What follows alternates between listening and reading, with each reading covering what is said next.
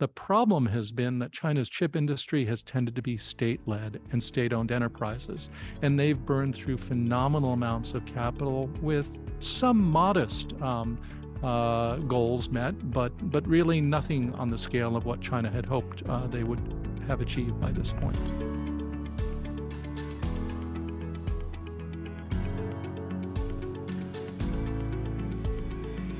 Well, good afternoon, good evening, and good morning, wherever you might be. I'm Karis Templeman. I'm a research fellow here at the Hoover Institution. And joining me today is my friend and colleague here, Glenn Tiffert. Glenn is a distinguished research fellow here at the Hoover Institution and a historian of modern China. He co-chairs Hoover's project on China's global sharp power, and he directs its research portfolio. And he also works closely with government and civil society partners around the world to document and build resilience against authoritarian interference with democratic institutions. Glenn has worked extensively on the security and integrity of ecosystems of knowledge, particularly academic, corporate, and government research, science and technology policy, and malign foreign influence. He has authored or contributed to numerous Hoover Institution publications, among them Eyes Wide Open, Ethical Risks in Research Collaboration with China. And the reason he's here today speaking with me is that he is the author of one of the chapters in our newly released report, The Silicon Triangle, the United States, Taiwan, and China and Global Semiconductor Security. And we're here to talk about his chapter, China's Lagging Techno-Nationalism. Thanks for joining me today, Glenn. Thank you, Karis. It's a pleasure to be here. So I thought I'd start our conversation off today with a kind of broader philosophical or strategic question about trade-offs in the approach to economics by national governments. So there's a fundamental trade-off in U.S. policy right now between economic efficiency and national security concerns. And the United States has taken a more proactive approach in recent years towards the use of industrial policy and export controls to promote national security interests. And there's a debate, a lively debate in the United States over whether that's the right thing to do, whether in particular the United States should be subsidizing chip production. Although with the passage of the CHIPS Act last year, there's 1 point in favor of the national security side on that question. But since you're the author of this chapter on China and its own challenges in promoting economic independence in the semiconductor supply chain, I wonder if I could draw you out a little bit on what is not a debate in China. It has been standard practice really for decades that there's no clear line between private business interests and the interests of the state, right? And between economic and national security imperatives. And so it, I think, would be useful for our audience watching this to hear about the PRC's approach. So what tools has China historically employed to improve its semiconductor supply chain competitiveness and its own attempt to build self-sufficiency in this area? Thank you, Karis, for asking me that question. As many will know, China's model of economic development was derived originally from the Soviet Union's planned economy. And so China has decided very early on to develop positions in key industries and industries that were important for national security and economic development by opting through the state planning mechanism to invest huge resources to create whole industries from the ground up. And this was the model that China had approached really since the 1950s. China developed its first semiconductor and identified semiconductor technology as a priority in 1956. It developed its first semiconductor and first integrated circuit in 1965. But owing to the Cultural Revolution and political instability and just general poverty, it fell far behind its East Asian neighbors in developing a semiconductor industry. But when the 1980s and 1990s came around, the Chinese government identified this as an area in which it wanted to catch up. And it mobilized tremendous state resources, plowing them into educational institutions, sending students abroad to get degrees at American universities, which were leading at that time, to develop industry experience and repatriate those people to jumpstart the semiconductor industry in China. And so tens of billions of dollars were spent bringing equipment, whole factories, teams, consultants on to begin those enterprises. Now, you point out, rightly so, that debate about this is not really very active in the PRC today, but it was actually not always the case. In the last 20 years, there was a vigorous discussion about the extent to which state involvement in the economy was a help or a hindrance to China's economic development. Many will know that China's economic growth and the most productive firms in the country are the ones that have been most private in orientation, though there is sort of a lively discussion about, to what extent is any firm private in the PRC. But those that were most market oriented and most responsive to the market and to capital were generally the highest performers. The problem has been that China's chip industry has tended to be state-led and state-owned enterprises, and they've burned through phenomenal amounts of capital with some modest goals met, but really nothing on the scale of what China had hoped they would have achieved by this point. I actually have some statistics here from your chapter. The consumer market for chips in China is the largest in the world, in part because China is an electronics manufacturing powerhouse, and a lot of that gets re-exported. But it in 2021 had on the order almost $200 billion US in purchases of chips. That's about 35% of the world's total consumption of chips. But as you noted, the industry in China is lagging far behind in terms of production. And so only about 6 to 7% by value of all of those chips were produced in China. So China is a major net importer of chips produced in the rest of the world. And indigenous chip manufacturing firms are still far, far behind the industry leaders. What may be even more surprising to our audience is that that's in spite of a decade of the state just pouring massive subsidies into this industry. So last year, or 2021 at least, the subsidies were something like 20 to 40% of total revenues for most of China's semiconductor manufacturing firms. That's in comparison to the industry leaders like Intel, TSMC, or Samsung, which had roughly 3% of revenues that came from state subsidies. Total government assistance for PRC chip firms was over 100% of global sales in 2021. That's in comparison to, say, 10% in Japan, 3 to 4% in Taiwan, and less than 1% in the US or South Korea. And so the United States is far, far less of a subsidizer of the chip industry than most of the major competitors of US firms in this area. So I wonder if you could unpack for us a little bit why Chinese firms, despite all of these state subsidies, these just massive advantages that the PRC is providing for their firms, why are they struggling to compete? Why are they having such a problem catching up to TSMC and Samsung and some of the other industry leaders? Why hasn't China's ambitious plan to develop a domestic semiconductor industry, why hasn't it played out the way they expected it to?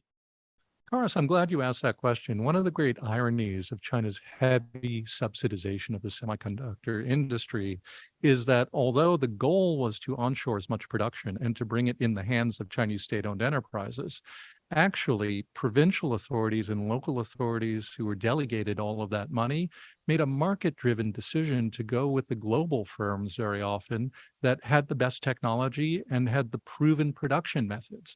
And so firms like Intel, SK Hynix, Samsung, and others onshored production from their own countries in many cases, the United States, Korea, Japan, Taiwan, and Chinese subsidies paid to help build factories in China, This raised China's production of semiconductors and integrated circuits significantly, but they were not being made by indigenous firms. And so not as much of the talent or technology was being transferred as the Chinese government would have liked. And so you cited some very accurate statistics on China's output of semiconductors, but the truth is that over half of that output is being done by the local facilities owned by foreign firms who are taking advantage of those subsidies in China. The local indigenous firms have been much slower to catch up. And that's for a variety of reasons. Really, there are maybe four major reasons. One is workforce. Most semiconductor producing nations are encountering workforce issues. The United States is among them.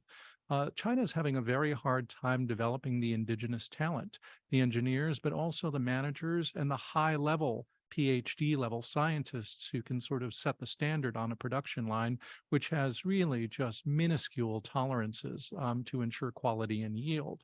There's a lot of alchemy that goes into running a good production line, and the Taiwanese and Koreans have mastered this. A lot of that resides in the heads of people, just like a master chef is not simply cooking from a recipe, but has internalized a lot of recipes and knows how to make a fabulous meal simply by experience and invention. China's been slow to develop this, and it's been slow to endow local people with the authority to take some risks and learn from the process. So it's been very reliant on foreign talent up to this point to keep those production lines going. So that's the workforce issue. They've simply not turned out the people that they need, and they're reliant on foreigners even to this day.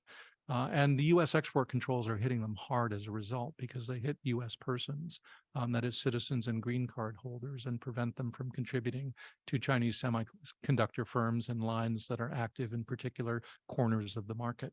The second really comes down to economics. Up until the most recent rounds of export controls, most Chinese firms had full access to the global market. And local investors said, well, we can reinvent the wheel here, but why do we have to when we can simply go to Taiwan and the United States and get the best inputs that the entire world has to offer, rather than spend money to try to recreate that here in China? And so rather than that actually hindered China's domestic indigenous development of those inputs into the semiconductor industry, which is profoundly globalized. And so China doesn't have, they would outsource their designs to be manufactured by TSMC. They would use software developed in the United States. They would use chemicals developed in Japan, like everyone else in this globalized supply chain. And that inhibited the development of local inputs. And then the third is just vast, epic scale corruption. With hundreds of billions of dollars in either absolute subsidies or indirect subsidies like concessional loans, free land, subsidized electricity rates. There was a tremendous opportunity for people at every level to skim money off the top. And so there were promised facilities and fabs that tens of billions of dollars were directed towards that were never built, and the money kind of disappeared into the ether. There have been a variety of lurid scandals that have been documented, even in the Chinese press, about this. And so that method was not working. And then finally, there is just a level of clientelism in the Chinese political system, because it's a political system in which state power directs capital rather than market-driven forces. People with political power were able to divert capital to their own factions and their own patronage networks, which inhibited the kind of efficient allocation of capital that you need for an industry that evolves at just a breathtaking pace. The United States is actually pursuing our own kind of mini version of this effort to build up a domestic chip manufacturing capability for national security reasons. Are there any cautionary tales in your mind from what the Chinese have attempted to do and failed at? Anything that the United States might do? We have advantages that the Chinese don't, for instance, in trying to subsidize a chip industry that, to be frank, doesn't have a lot of the advantages that Taiwan or South Korea does right now. Once upon a time, we had all of the integrated components and inputs that went into semiconductor manufacturing in the United States. But when we lost manufacturing, we lost all of those components, and Korea and Taiwan reassembled them. And they did that largely through industrial policy and mercantilist approaches. There's a debate going on in the United States, and it follows very predictable ideological and partisan lines about the extent to which state support should play a role in onshoring the semiconductor industry back to the United States.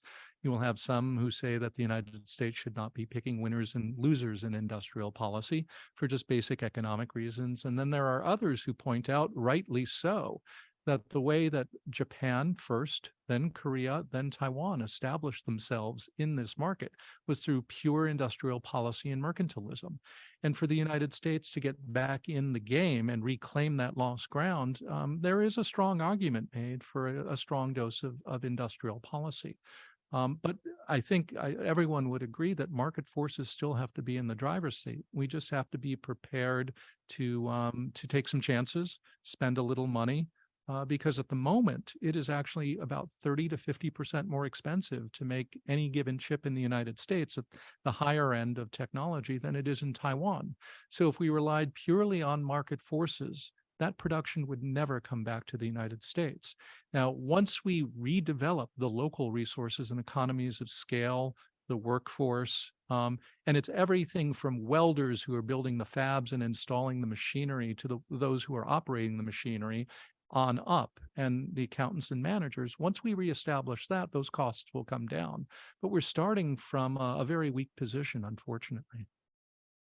So the other tool in the U.S. toolkit, the big tool, is export controls.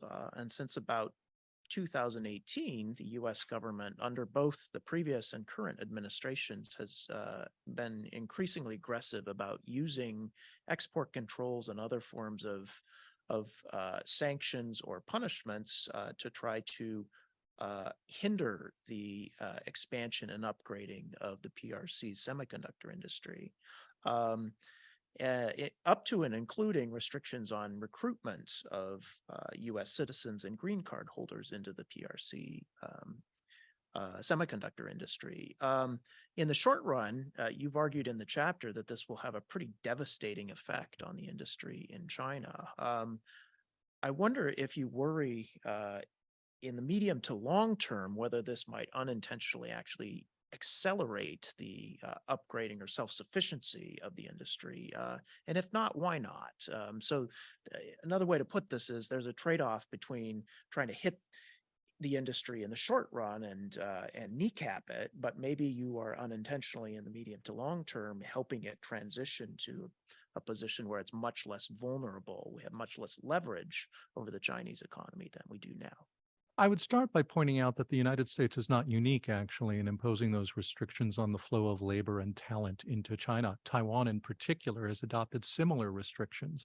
In 2019, owing to the fact that Chinese subsidies were aggressively paying for the recruitment of Taiwanese engineers straight from Taiwanese chip facilities to the PRC and offering them salaries double or triple their local Taiwanese salaries, up to 10% of the Taiwanese semiconductor engineering workforce had relocated to China.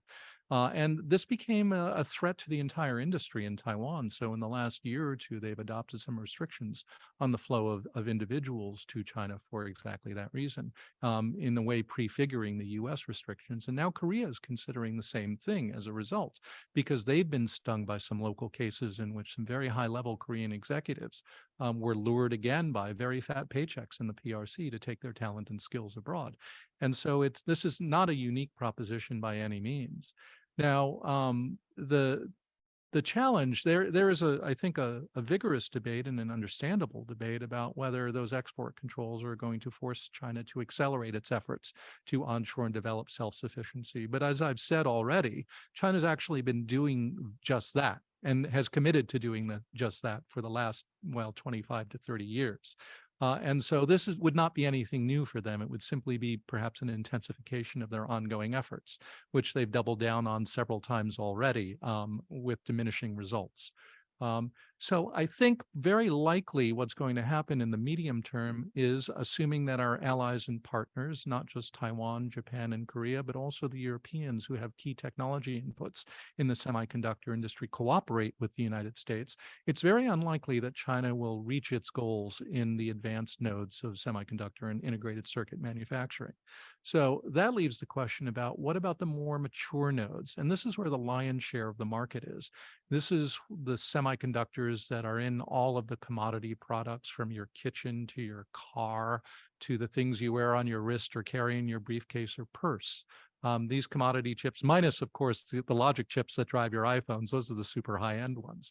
But the commodity chips, these are the ones that the shortage of shut down Detroit, for example, during COVID, when very, very cheap parts were missing and they had to idle production lines and couldn't ship cars out to consumers. We worry about China intensifying its building of facilities and fabs in those mature nodes, which it's already demonstrated a capacity to produce in. And if China does what it has in, say, sectors like solar photovoltaic cells and telecom, that is, subsidize the production, you get a huge surge in production in China that's under market prices. It forces foreign firms out of the market because they can't compete. It's unfair competition. And then China is left being the only one standing, and Chinese producers then own the market and establish leverage over the rest of the world. And China has proven that it will use that economic leverage as a political tool to reward and punish countries that it likes or does not like for very simple things like opening an office of the Taiwanese Economic and Cooperation Office in your country. And so I think there's a tremendous concern of intensifying or increasing our vulnerability to China at the lower end of the market. Medical devices, refrigerators, toasters, all of those things. And we need to think very hard about that. Now, sadly, the margin on those products is so low that it's unlikely to be economically viable to increase production in the United States significantly to offset China's efforts. But there are other countries in the world that are eager to climb the value chain, in which there are perhaps opportunities for the United States to work with those countries to develop their capacity, so that we take all of our eggs and we don't put them in one basket and we distribute them. Are there any other possible alternative approaches to that? Could we possibly, subsidize a couple companies or plants that would create a strategic reserve of chips, or other thoughts about how to lessen our dependency on Chinese firms kind of cornering the market on lower end mature technologies going into chips? It's interesting. Some Chinese firms are seeing this as handwriting on the wall and are actually investing abroad in Southeast Asia to get around potential U.S. export restrictions. And Southeast Asia sees this as a win. Malaysia and Singapore, Thailand in particular. There are opportunities for the U.S. to work with those countries that are traditional U.S. partners. Now, this is more than just subsidies. This is about working with local IP regimes to ensure that technology transfer that occurs is well protected and that companies don't lose control of their technology. They're not going to want to invest or establish facilities in a country unless they can have those assurances. It's about developing local workforce. I mean, there are significant reasons why those countries are not major semiconductor manufacturing nations already, and why all of that capacity flowed to China. So I think we need a full spectrum response, but there are some countries that are better placed than others. And in particular, I think it's important for the United States to think about moving some of those assets outside of East Asia, just because East Asia is potentially a tinderbox. It isn't just the China-Taiwan crisis, but it's also North and South Korea. And any intensification of hostilities or political crisis in that region potentially throws at risk all of the nations that produce semiconductors there: Japan, South Korea, Taiwan, and others. So redistributing out of that region, perhaps into this hemisphere, should be part of the strategy. So it sounds like if there's a tagline here, it's really friendshoring rather than onshoring just to the United States. the critical part of U.S. Semiconductor strategy. Absolutely. No country, not even Taiwan, can do this by itself, right? And so really it's about mustering the coalitions and the friends and alliances that the United States has around the world, doing what markets do best with market-driven economies, and simply diversifying and reducing our vulnerabilities with respect to China, helping bring some other nations along with us who will be eager to have that technology transfer and climb up the value chain so that there's a convergence of interest. The United States certainly should try to onshore those parts of the market that are essential for defense production. We should not be reliant on China to supply parts for our own military hardware. That should be a no-brainer, but if you actually disaggregate the parts that are going into our military systems, unfortunately, just because no one's managed the supply chains very well, we do have vulnerabilities in that respect. And so onshoring some of that, onshoring some of the advanced technologies, and then redistributing around the world the more mature nodes, I think is the sound strategy. Well, thank you, Glenn, for joining me today. It's been a pleasure speaking with you about our new report. Once again, I'm Karis Templeman. I've been speaking with Glenn Tiffert. We're both research fellows here at the Hoover Institution, and we've been talking about a new report out just this month called Silicon Triangle, the United States, Taiwan, China, and Global Semiconductor Security. Thanks for joining me, Glenn. It's been my pleasure, Karis. This has been a product of the Hoover Institution and Hoover's Working Group on Semiconductors and the Security of the United States and Taiwan. I'm Karis Templeman. Silicon Triangle is a special podcast series of matters of policy and politics.